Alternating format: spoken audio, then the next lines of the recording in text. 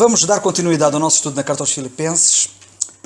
Estamos no capítulo 2, depois do interregno que nós fizemos de 2 semanas. E vamos ler o capítulo 2, vamos ler alguns versículos. Vamos ler até ao versículo 11. E o Tiago vai ler, se faz favor. Portanto, se há algum conforto em Cristo, se há alguma consolação de amor, se há alguma comunhão no Espírito, se há alguns entranháveis afetos e compaixões, completai o meu gozo, para que sintais o mesmo, tendo o mesmo amor, o mesmo ânimo, sentindo uma mesma coisa. Nada façais por contenda ou por vanglória, mas por humildade. Cada um considere os outros superiores a si mesmo. Não atente cada um para o que é propriamente seu, mas cada qual também para o que é dos outros. De sorte que haja em vós o mesmo sentimento que houve também em Cristo Jesus, que, sendo em forma de Deus, não teve por usurpação ser igual a Deus, mas aniquilou-se a si mesmo, tomando a forma de servo, fazendo-se semelhante aos homens. E, achado na forma de homem, humilhou-se a si mesmo, sendo obediente até à morte e morte de cruz. Pelo que também Deus o exaltou soberanamente e lhe deu um nome que é sobre todo o nome, para que, ao nome de Jesus, se dobre todo o joelho dos que estão nos céus e na terra e debaixo da terra. E toda a língua confesse que Jesus Cristo é o Senhor, para a glória de Deus Pai. Graças a Deus. Como eu tive a ocasião de dizer já, depois deste interregno que nós fizemos, porventura até já perdemos o fio à meada. Mas eu relembro que o apóstolo Paulo, na procura de ensinar os crentes filipenses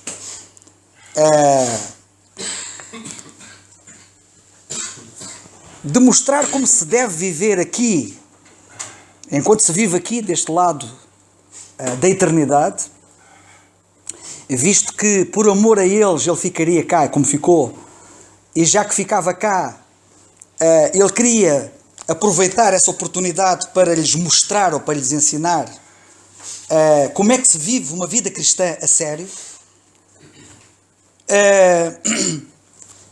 E nessa procura, se vocês se lembram, ele fala da importância da comunhão dos crentes. E é sobre isto que temos estado a falar. Portanto, ele refere isso no fim do capítulo 1 já.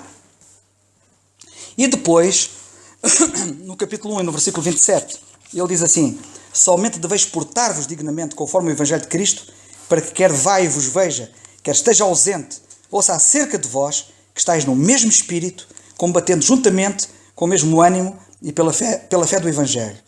E eu queria destacar aqui 2 palavras, que é o mesmo espírito e juntamente. E ele fala, portanto, do valor da comunhão. Do valor da comunhão.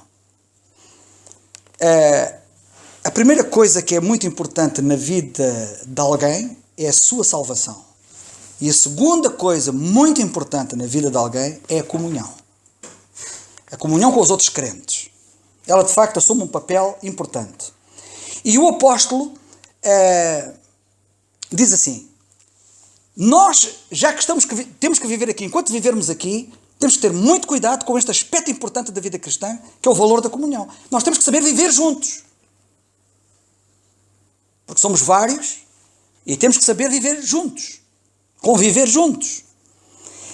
E então é sobre isso que ele fala, e sobre isso já falamos alguma coisa, e particularmente no capítulo 2 e versículo 1, porque nós ficamos de entrar no versículo 2, no estudo 2. Há uma coisa muito importante do versículo 27, que é o seguinte, que eu acabei de citar. Somente deveis portar-vos dignamente, conforme o Evangelho de Cristo, para que quer vá e vos veja, quer esteja ausente, ouça acerca de vós, que estáis no mesmo espírito, combatendo juntamente com o mesmo ânimo, pela fé do Evangelho.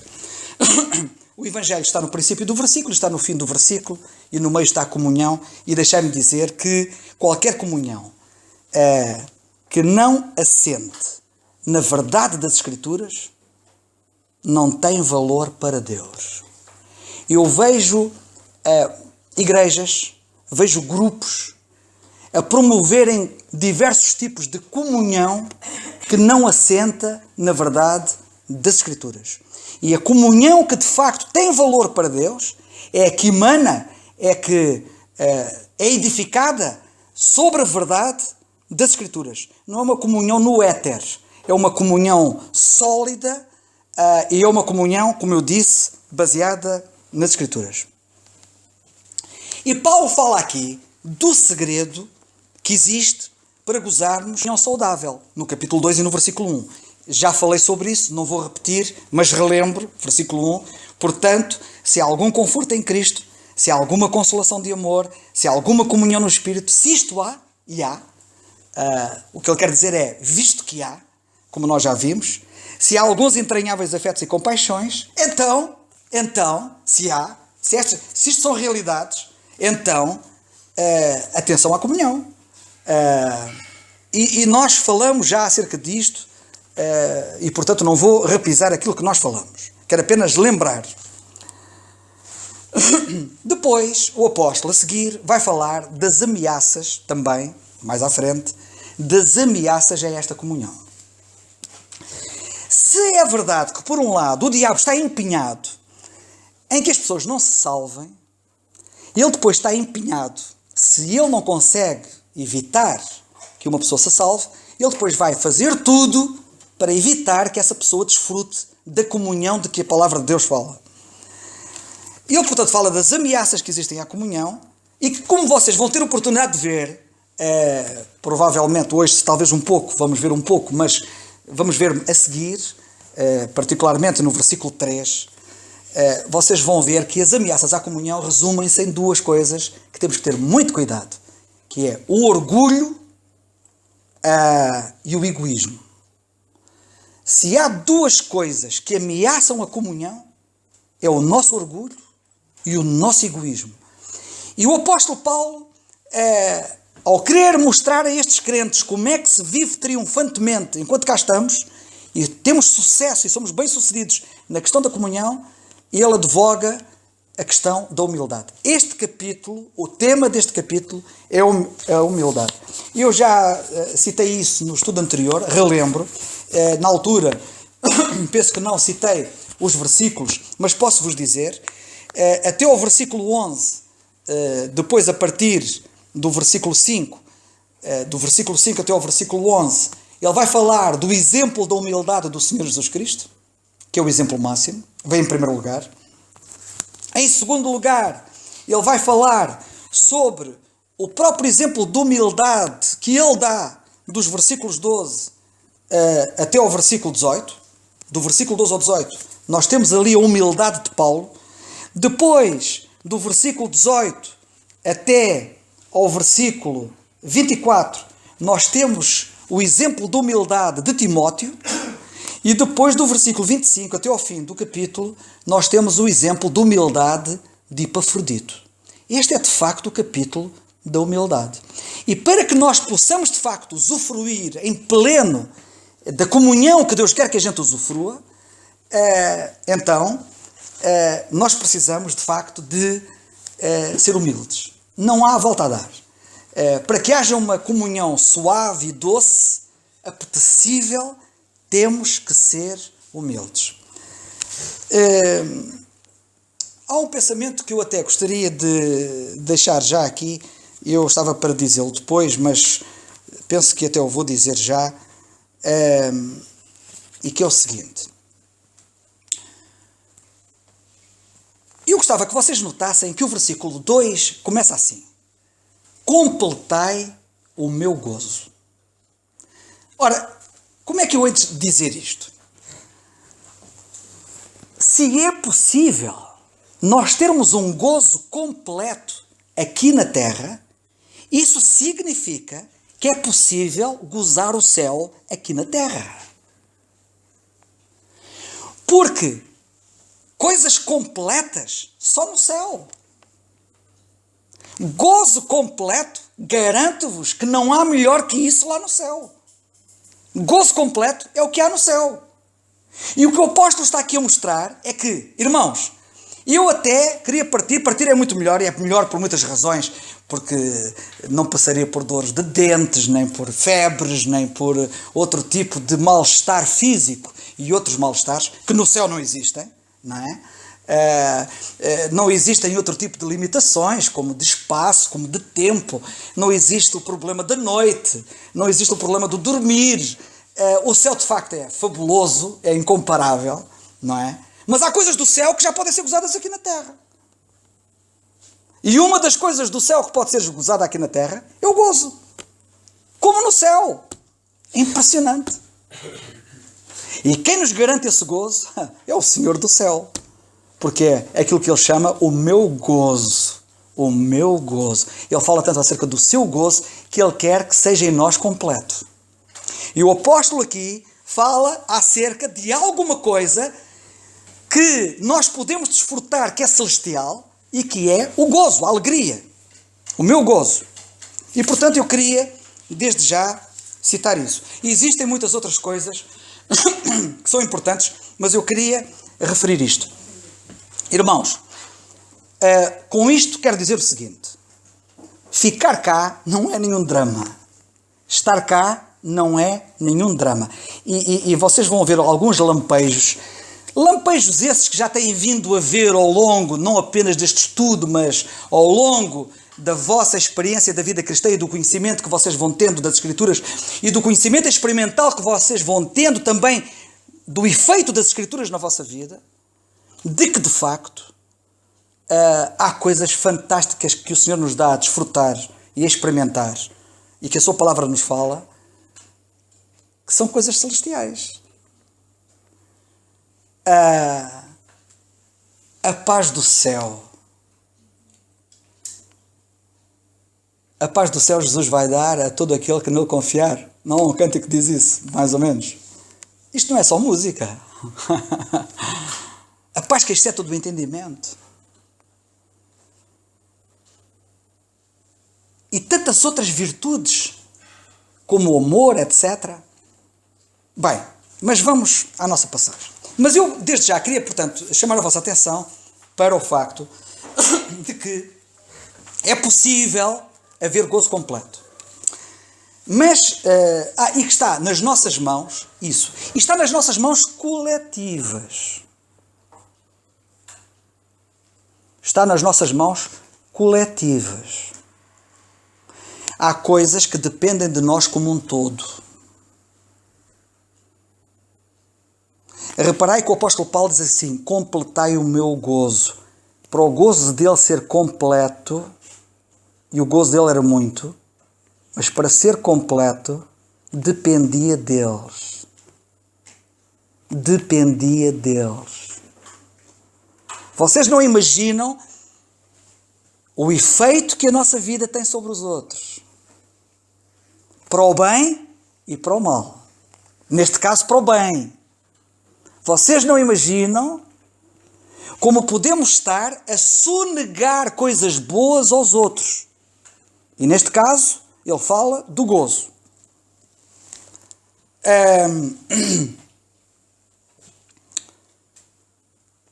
E portanto, como nós já vimos, e vou repetir-me em relação ao que disse há bocado, ele mostra qual é o segredo da comunhão logo à cabeça deste capítulo, no capítulo 2 e no versículo 1.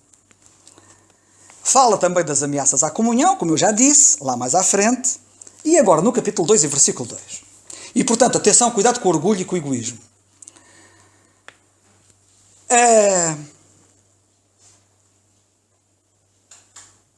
Nós temos aqui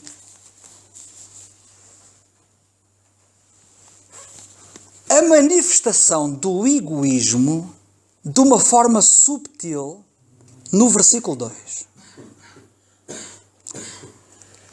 Talvez seja assim, é difícil às vezes explicar, mas que o Senhor me ajude. Porquê é que eu digo isso? Porque diz aqui a passagem: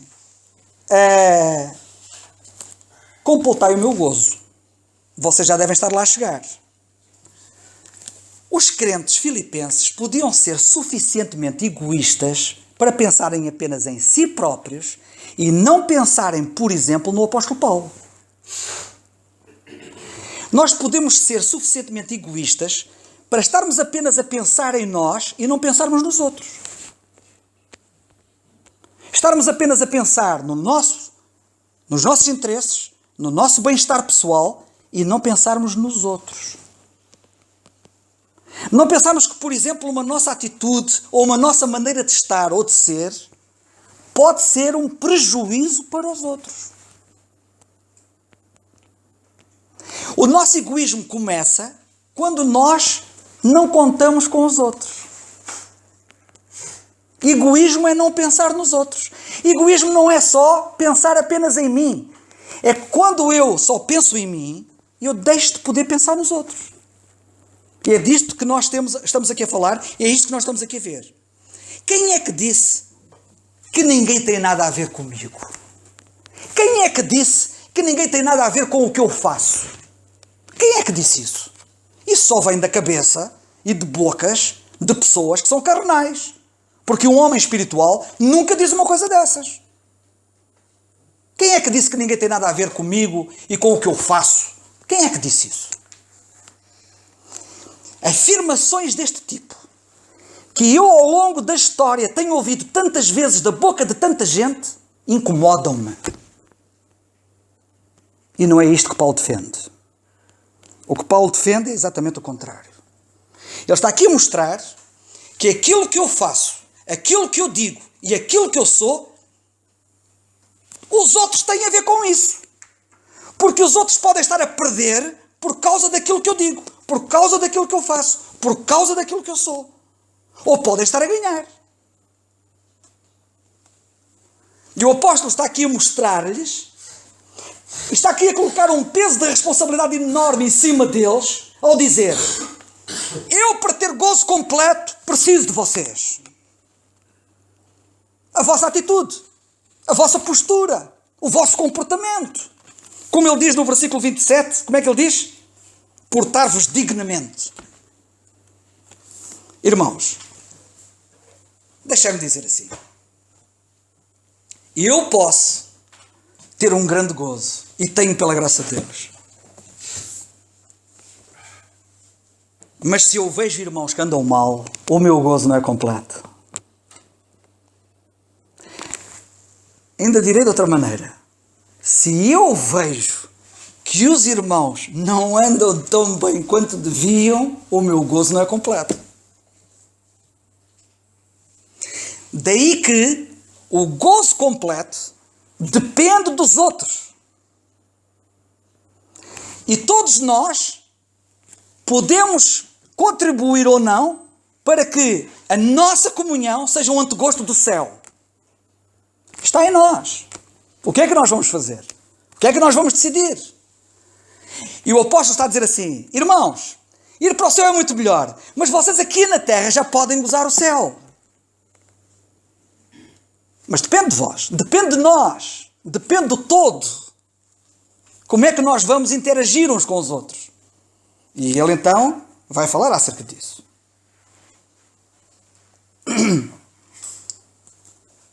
Tudo o que nós fazemos, irmãos, fixem isto, afeta os outros. Tudo o que nós dizemos afeta os outros. Portanto, essa ideia que não vem da Bíblia, nem vem de Deus, quem é que disse que ninguém tem a ver comigo?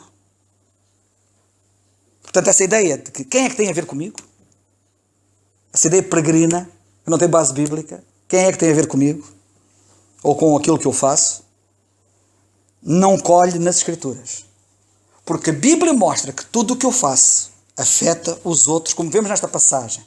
E Paulo, ao escrever aos Coríntios, e quando ele fala da verdade do corpo de Cristo, quando ele escreve aos Coríntios, ele diz que se um corpo sofre ou padece, os outros também sofrem ou padecem. Se um crente se alegra, os outros também se alegram. Portanto, aquilo que eu faço afeta os outros.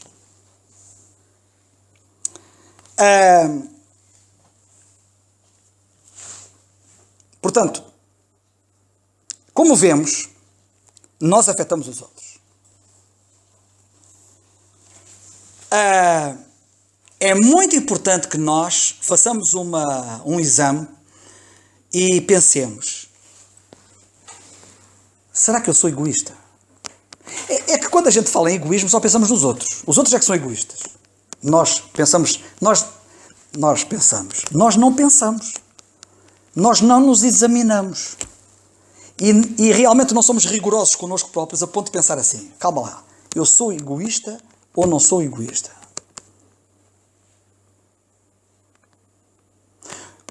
E deixa-me dizer que a bitola é muito elevada. A fasquia está muito elevada. Porque na Bíblia, não ser egoísta é já não sou eu que vivo, é Cristo que vive em mim. E só assim é que nós lá chegamos. É Cristo pegar nas rédeas, é Cristo estar no trono, é Cristo comandar, é Cristo dirigir. Não é o que eu penso, não é o que eu acho, não é o que eu quero. É o que é que Cristo pensa, o que é que Ele acha, o que é que Ele quer. E nós não podemos pensar apenas em nós. Deixa-me dizer outra coisa importante. Lembrem-se que esta carta é a carta da alegria. É importante que a gente, à medida que vai avançando, e às vezes no avanço vamos avançando, observando em pormenores de versículos que nos vão surgindo, mas ao entrarmos no pormenor, não percamos, ao vermos a árvore, não percamos a floresta. Esta carta é a carta da alegria. Não nos esqueçamos. E cá está ela. Cá está o gozo. Cá está a alegria. Completai o meu gozo. É curioso que ele tinha alegria neles. Lembram-se do capítulo 1 e do versículo 4? Já não se lembram, certamente. Vamos lembrar. No capítulo 1 e no versículo 4 ele diz assim, versículo 3, dou graças ao meu Deus todas as vezes que me lembro de vós, fazendo sempre com alegria oração por vós em todas as minhas súplicas. Quando ele fazia oração pelos crentes, por estes crentes, ele fazia com alegria. Estes crentes, a memória deles trazia-lhes alegria.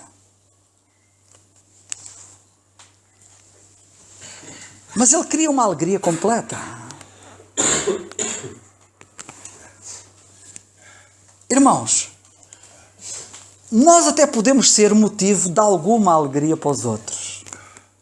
Mas se calhar não somos motivo da alegria toda.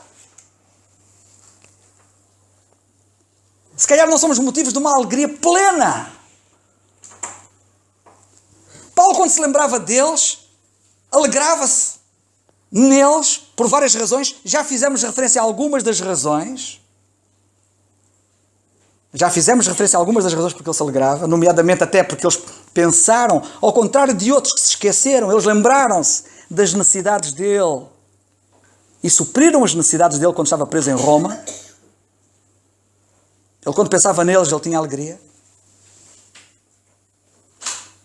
Mas ele sabia que eles podiam lhe dar ainda muito mais alegria. Irmãos, é assim, eu até posso estar bem, mas eu posso sempre estar melhor. E o que me impressiona aqui no apóstolo Paulo é que ele diz que queria que o gozo, portanto, o gozo que ele queria ter acerca deles, que já tinha, fosse completo. Fosse pleno. E acerca disso eu queria dizer o seguinte. O apóstolo Paulo, na Bíblia, onde reparar, e isso impressiona-me, é um grande defensor da plenitude.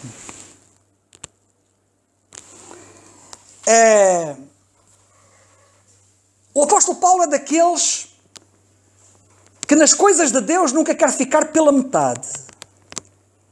O apóstolo Paulo é daqueles que nunca quer ficar pelo meio ou por parte das coisas.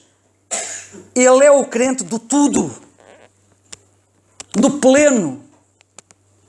E por isso diz aqui a Bíblia que o gozo que ele tinha, ele não queria um pouco de gozo, ele não queria muito gozo, ele queria todo o gozo.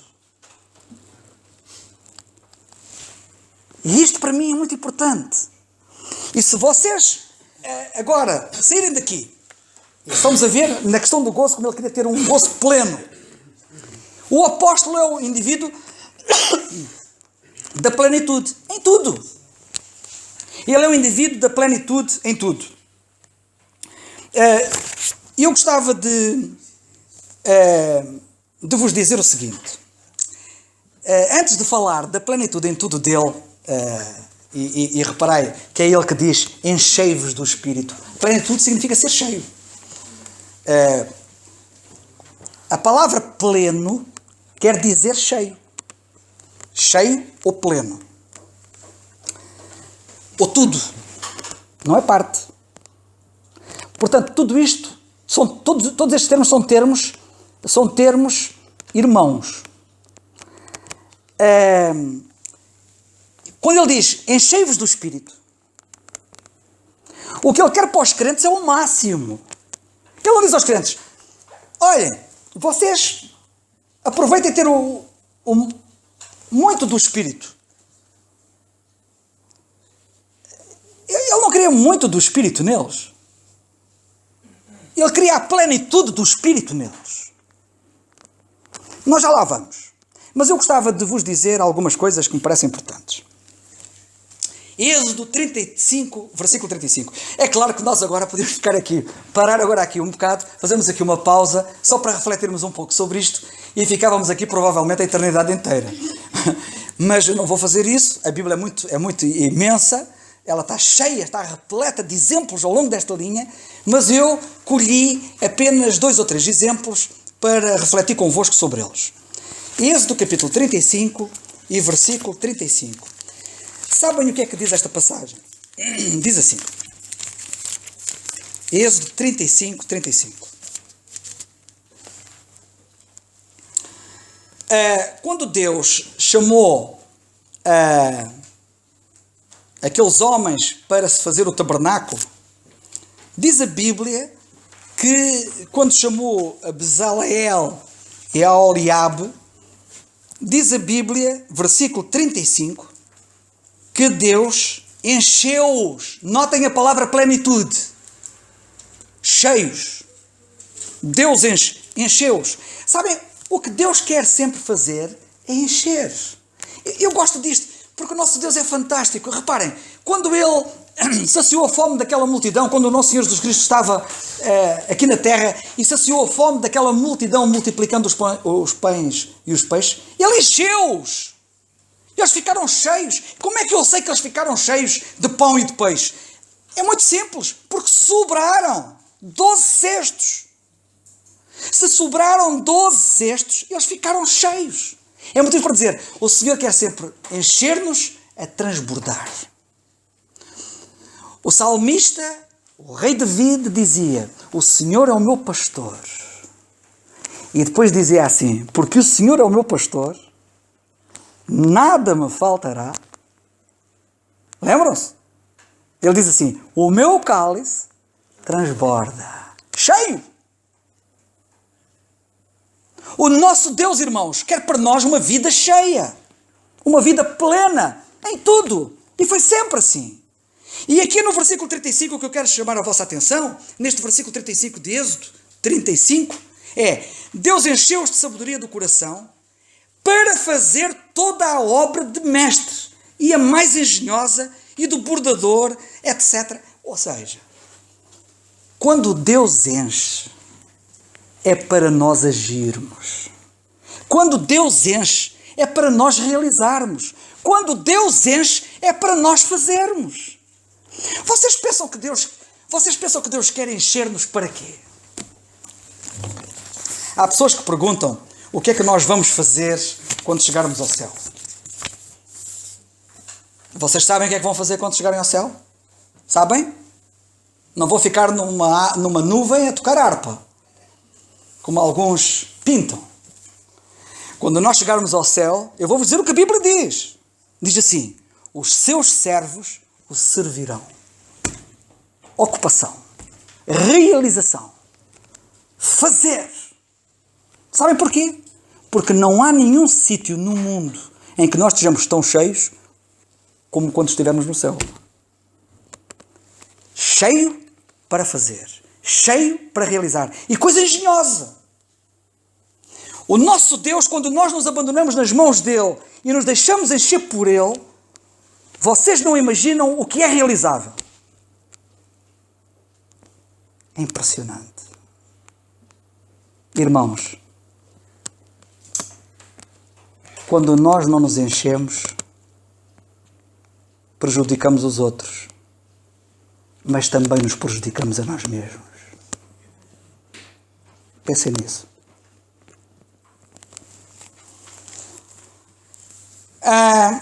Deuteronômio capítulo 4. Livro do Deuteronômio, capítulo 4. E aqui em Deuteronômio, no capítulo 4, eu gostava de ler convosco o versículo 14, que diz assim: Também o Senhor me ordenou ao mesmo tempo que vos ensinasse estatutos e juízos, para que os fizesseis na terra a qual passais a possuir.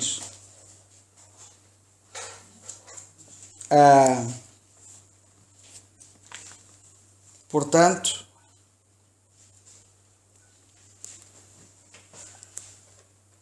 e vocês dizem assim, mas onde é que está o cheio aqui? Já vos vou explicar.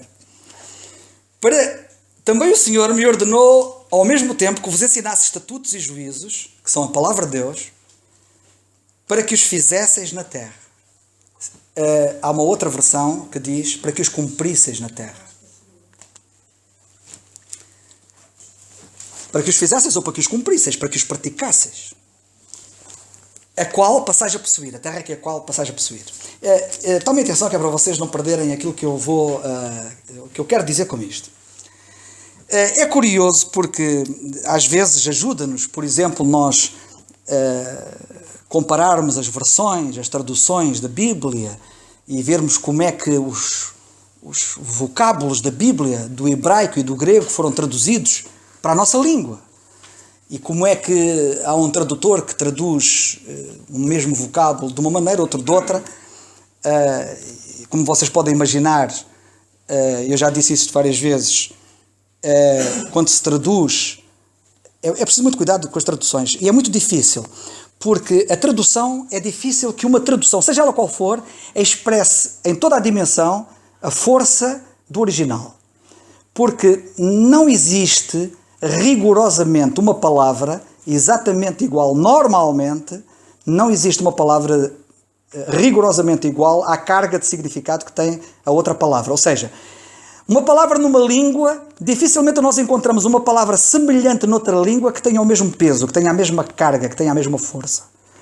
E por vezes é preciso utilizar em vários termos, vários vocábulos. Daí, esta é uma das vantagens das traduções. Elas também têm desvantagens. Então agora não vou falar delas, mas vou falar das vantagens. Uma das vantagens das traduções é nós podermos comparar tradução com tradução para podermos ter uma ideia mais próxima da realidade do significado original. Por exemplo, imaginem que alguém queira traduzir para o inglês ou o alemão, qualquer língua no mundo, a nossa palavra saudade, vê-se aflito. Porque não há uma palavra em nenhuma língua como a palavra saudade. Os ingleses normalmente, e os de língua inglesa normalmente traduzem saudade por I'm so longing for you. Tenho saudade de ti, eu suspiro muito por ti, eu anelo muito por ti. Mas saudade é mais do que suspirar ou mais do que anelar. Não é apenas isso. O pensamento está lá, mas é mais do que isso.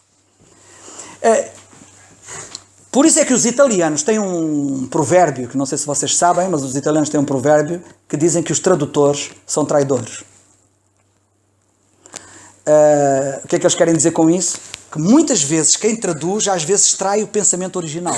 Isto para além de ser difícil já traduzir corretamente alguma coisa de um original para a língua em que nós estamos, ou que nós queremos, para além de ser difícil em si, muitos tradutores estão fora da realidade. E quando traduzem mal. E traem o pensamento original. Eu estou farto de ver isso em muitas traduções. Pessoas que traduzem coisas que não têm nada a ver com o original. E traem verdadeiramente, os italianos têm razão, e traem verdadeiramente o pensamento original. É curioso que eu, hoje, quando vinha a atravessar o Rio Tejo, pesquisei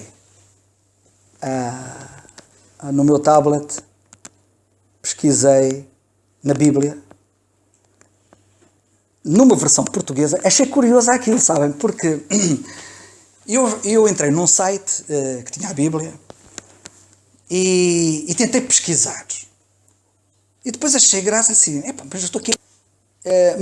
Ou melhor, eu quero pesquisar, mas não estou a ver aqui sítio para pesquisar. Não encontrava a opção de pesquisa. Também achei curioso que naquele site onde eu entrei só via uma versão portuguesa da Bíblia, que era a versão corrigida fiel, se não estou em erro, da Almeida. E eu depois encontrei lá uma janela, que aquilo vinha lá a palavra Google e aquilo confundiu-me um bocado, disse assim, às tantas isto vai-me para o Google, vai-me fazer pesquisas no Google e não é isso que eu quero. Mas eu corri o risco. E sabem de uma coisa que eu fiz? Que é uma coisa curiosa. Desativei a versão, essa, mas não tinha outra para ativar outra. E lá na pesquisa escrevi fulfill, em inglês. Fulfill. A palavra fulfill quer dizer cheio, depende do contexto. Pode querer dizer cheio, pode ser pleno e pode ser cumprir. E curiosamente achei piada, porque quando eu pus a palavra fulfill naquele site para pesquisar em toda a Bíblia, fulfill, porque eu sei que pondo fulfill em termos que quem sabe a língua inglesa vai-lhe aparecer desde cumprir, etc., e desde cheio, desde pleno, desde plenitude, fulfillment, plenitude, ou cumprimento, depende. Ia-me aparecer tudo. E começa-me quando eu pus a palavra fulfill na pesquisa, o resultado que me adveio da minha pesquisa foi toda uma série de passagens da Bíblia onde a palavra fulfill aparece em inglês, mas apareceu-me na versão portuguesa, uma coisa impressionante. E uma das passagens onde me apareceu foi esta que agora estamos a ver, que está aqui. Na versão inglesa, no capítulo 4, versículo 14 de Deuteronômio, a palavra, versículo 14, não é? Exato, estava a ver mal. No capítulo 4, versículo 14, lemos assim: Também o Senhor me ordenou, ao mesmo tempo, que vos ensinasse estatutos e juízos, para que os fulfill, para que os cumprisseis na terra.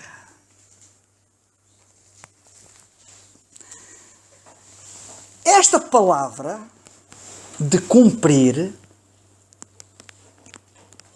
sabem, porque a palavra cumprir é uma palavra que está ligada à palavra cheio, que está ligada à palavra plenitude. Não é por acaso que os ingleses, na língua inglesa, utilizam fulfill, quer referindo-se a cumprir, como plenitude, como cumprir, cheio, utilizam o mesmo termo, é uma coisa curiosa. Porque, de facto, é quando nós somos plenos no realizar da palavra de Deus, na minha experiência prática, naquilo que ela diz, é que eu estou a cumpri-la. Eu cumpro a palavra quando eu plenamente obedeço à palavra. A nossa versão, curiosamente, aqui nesta passagem, diz, fizesseis. E a ideia do fazer aqui é cumprir. Fazer completamente.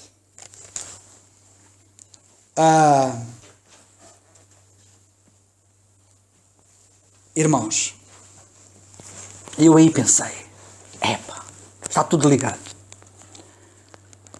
Cheios de alegria, cheios da palavra. Não há maior coisa que nos pode dar alegria do que a palavra. Cheios da palavra, cheios de alegria. Lembremos dos dois discípulos a caminho de Emaús. Porventura não ardia o nosso coração quando Ele nos falava e nos abria as Escrituras? Eles ficaram cheios de alegria. Com aquela exposição plena, cheia, que Jesus fez da palavra.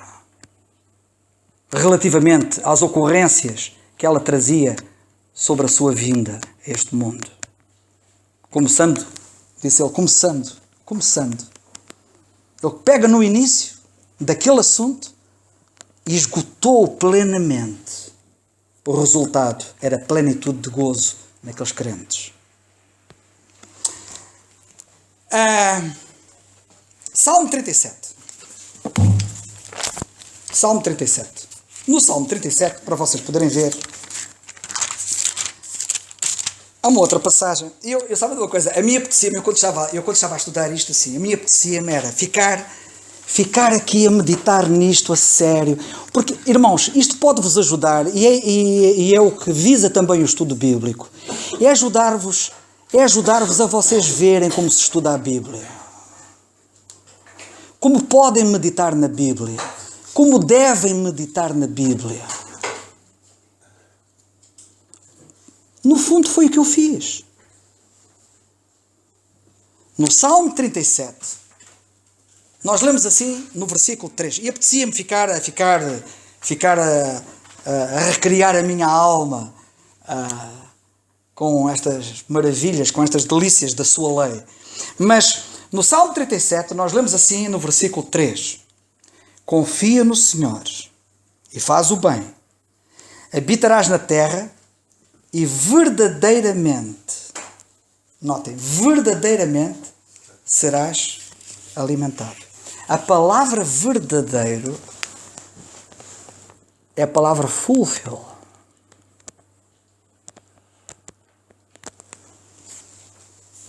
Ou de outra maneira, se vocês quiserem, confia no Senhor, faz o bem e habitarás na terra e serás alimentado completamente. E serás alimentado como foram alimentados os 5.000 a quem Jesus alimentou. Ficaram cheios. É isto que está aqui. E aqui a nossa versão, notem, é por isso que é interessante ver o que os tradutores dizem, e traduziu também bem, isto só enriquece. Isto só vem enriquecer o nosso entendimento sobre o significado das passagens, e neste caso desta passagem. Quando o indivíduo fica cheio, é que verdadeiramente ficou alimentado. E então o que é que nós vemos aqui na palavra de Deus? Nós vemos várias coisas. Paulo diz, sabem uma coisa? Vocês, se viverem como devem viver, podem contribuir para que eu tenha um gozo pleno, um gozo cheio, um gozo completo, um verdadeiro gozo. Um verdadeiro gozo. E já agora deixa-me dizer uma coisa, irmãos. Verdadeiro gozo é isto. Isto é verdadeiro gozo. Podem dar as voltas que quiserem dar. Podem dar as voltas que quiserem dar. O dinheiro dá alegria? Dá. Dá alegria. E fazer umas viagens também dá alegria, que também está associado ao dinheiro, naturalmente, se não podemos fazer as viagens. Dá alegria? Dá. Mas a verdadeira alegria é esta.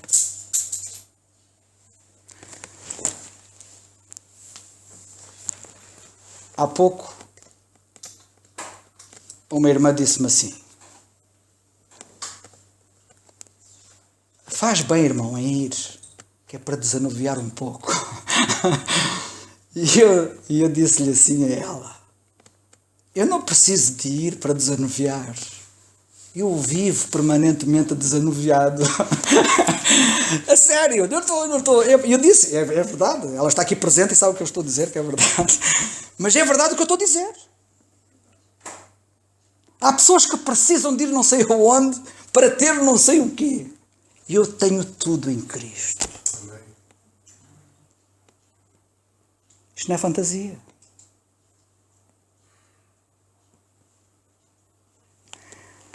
Quando o salmista diz, o Senhor é o meu pastor, reparem bem, ele está a falar de uma coisa que ele possui. Uma coisa, que não é uma coisa qualquer, é o Senhor. é meu pastor. Nada me falta. Vocês não acreditam nisso? Experimenta aí e vê.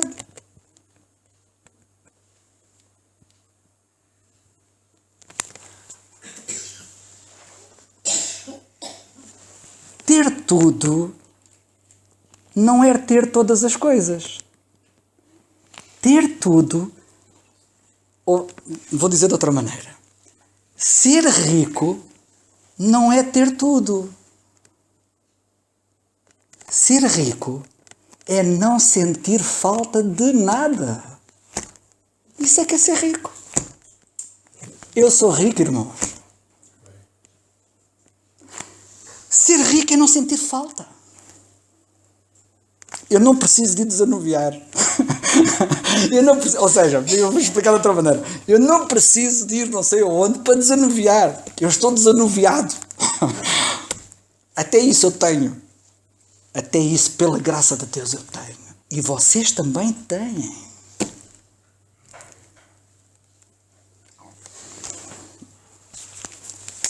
Eu tenho que parar. Tenho que parar. Eu lamento imenso, mas vou ter que parar aqui. E custa-me imenso.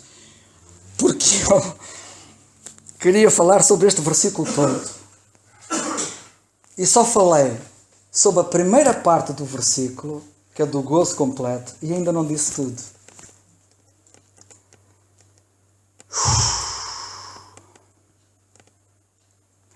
E agora estou numa luta. Continuo a separar. Porque se paro, não digo o que tenho para dizer. O que vai fazer com que eu, eventualmente, terei que dizer o que eu tenho que dizer ainda da próxima vez. Mas já perdi a embalagem. E agora tenho-a toda. Mas acho que devo parar. Vamos meditar um pouco mais, só talvez. Então, não agora. Sobre esta questão da plenitude. Bem, há uma coisa que eu vou dizer. Eu essa não resisto. Vou só dizer essa. Colossenses 2:2. Terminamos com esta. Mas eu queria dizer o resto, porque o resto está tudo ligado, está tudo associado. E já estou a saltar para uma coisa que era a última que eu falaria sobre este assunto. Eu vou-vos deixar isto para vocês refletirem. Se quiserem. O apóstolo Paulo, quando escreve aos Colossenses, que é a carta a seguir aos Filipenses, a dada altura ele diz assim.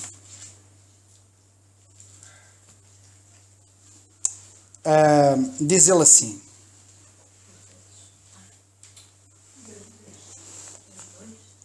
Colossenses capítulo 2 e versículo 2. Diz ele assim. Versículo 1. Porque quero que saibais quão grande combate tenho por vós e pelos que estão em Laodiceia. E eu gosto disto, sabem? Ele permanentemente está em combate pelos crentes. E ele até utiliza outras expressões. Pelos filipenses está a fazer o mesmo. Ele está a tentar fazer tudo o que ele pode para ajudá-los a eles viverem a vida que eles podem e devem viver. Pelos colossenses, ele combate para que isto seja uma realidade. Pelos coríntios, ele disse, meus filhinhos, não sei se é filhinhos que ele diz, agora posso estar a dizer mal, mas a ideia é esta. Por quem de novo sinto as dores de parto, até que Cristo seja formado em vós, até que o vosso ego desapareça. Não é mais eu que vivo, mas Cristo vive em mim. E até que Cristo seja formado em vós, eu sinto dores de parto. Eu sofro como uma grávida quando ela está para dar à luz. Os crentes dão muito sofrimento aos crentes, como Paulo. Vocês têm que ter a noção, e eu também, que podemos dar muito trabalho aos outros. E era tão bom que evitássemos isso. Paulo sofreu muito por causa deles. Mas o objetivo dele era sempre o mesmo, ajudá-los a eles viverem aquilo que o diabo não quer que eles vejam que podem viver e que o diabo não quer que a gente veja que pode viver. E aqui nesta passagem, eu quero que saibais, porque no fundo muitas das coisas que a gente não sabe é por ignorância. Assumamos, irmãos. Nós vivemos numa igreja no século XXI que está convencida que sabe tudo e que não sabe nada. Estamos rodeados por uma igreja que é convencida, arrogante, orgulhosa, que tem muita informação e nenhum conhecimento. A informação está na ponta dos dedos de um teclado, na internet, por exemplo. E não só. E o conhecimento?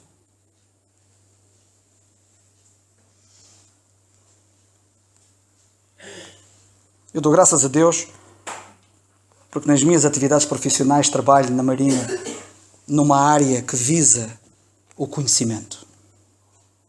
Neste caso de uma organização que é a Marinha. Chama-se essa direção a direção da gestão da informação. As pessoas têm muita informação, mas não têm gestão da informação e, portanto, não têm conhecimento. Quero que saibais. Problema número 1, ignorância. Foi sempre o problema dos crentes e Paulo fala, combate este analfabetismo bíblico. Esta iliteracia bíblica, como eu costumo de dizer, ele combate permanentemente, ele está sempre a dizer não sabeis, não sabeis, não sabeis, quero que saibais, e cá está mais uma vez. O grande combate, com grande combate tenho por vós e pelos que estão em Laodiceia, porque quantos não viram o meu rosto em carne, dou graças a Deus, porque ele combateu por mim também. Eu hoje estou aqui fruto dele, da ação dele.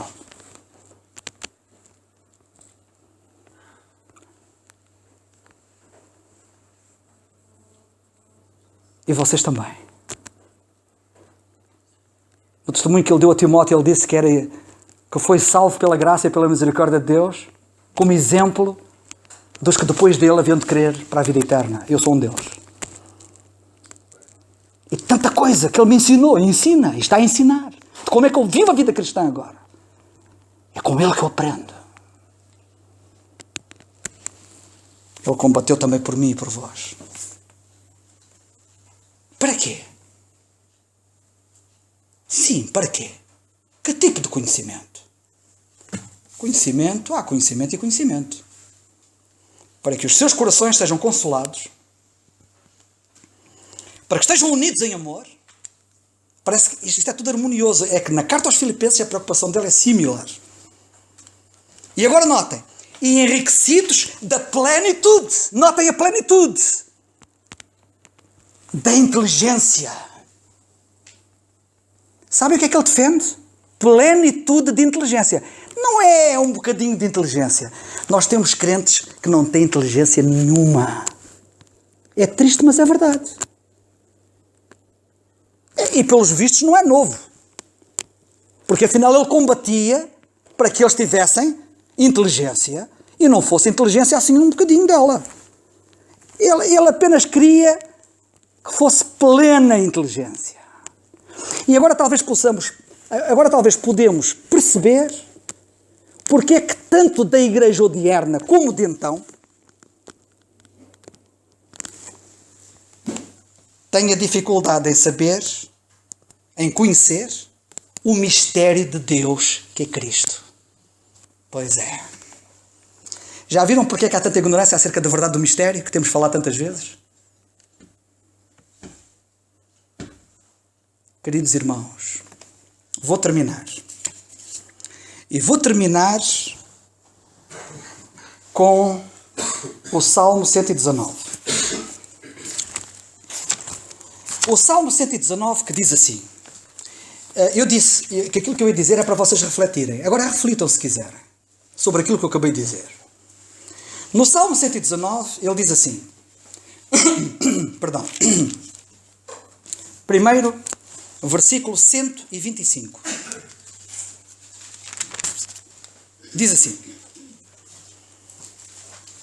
sou teu servo. Que bela oração. Sou teu servo.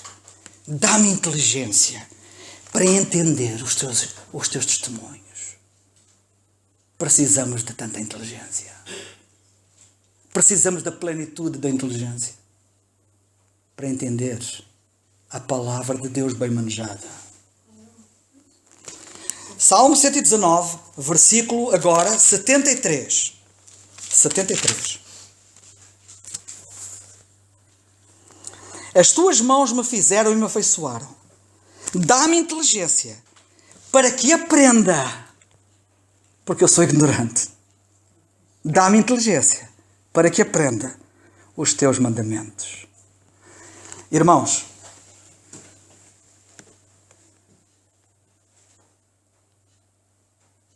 aprender a palavra de Deus, ou os seus mandamentos, como lemos aqui, na outra passagem diz,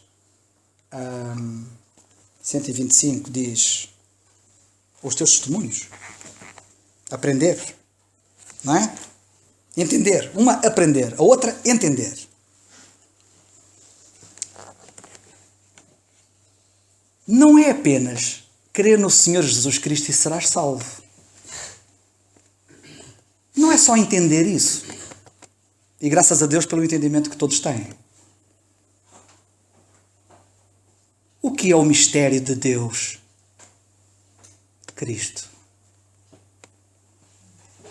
Sabem o que é? Que Deus nos abençoe a todos para a sua glória.